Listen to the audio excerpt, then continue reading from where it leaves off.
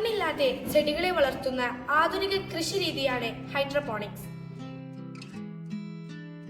ചെടികൾക്ക് ആവശ്യമായ പോഷകങ്ങൾ നിറച്ച വെള്ളം ചെടികളുടെ വേരിലേക്ക് നേരിട്ടെത്തിക്കുന്നു.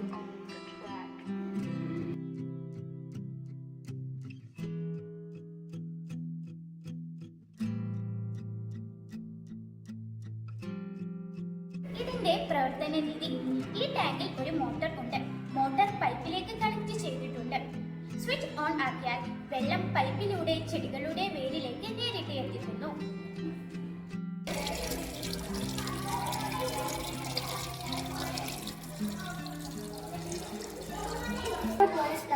സെറ്റ് ചെയ്തത് ഹൊറിസോണ്ടൽ രൂപത്തിലാണ്.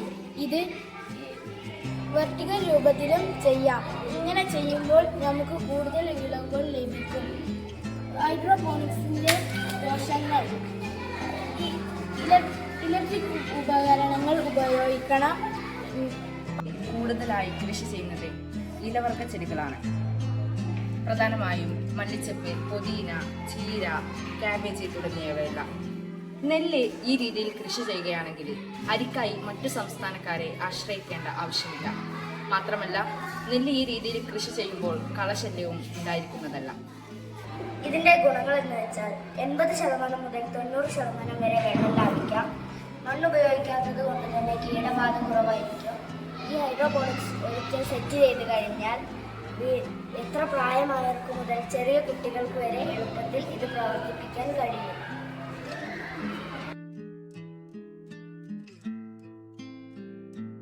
ഹൈഡ്രോപോണിക്സ് എന്ന വാക്കിന്റെ അർത്ഥം hydro means water and ponos meaning labour. Micronutrients അടങ്ങിയ ലായിനി വെള്ളത്തിൽ മിക്സ് ചെയ്യുന്നു. അതിനുശേഷം മോട്ടോർ ഓൺ ആക്കുന്നു. മോട്ടോർ വഴി പമ്പ് ചെയ്ത വെള്ളം പൈപ്പിലൂടെ ചെടിയുടെ അഗ്രഭാഗത്ത് ടച്ച് ചെയ്യുന്ന രൂപത്തിൽ കെട്ടി നിൽക്കുന്നു.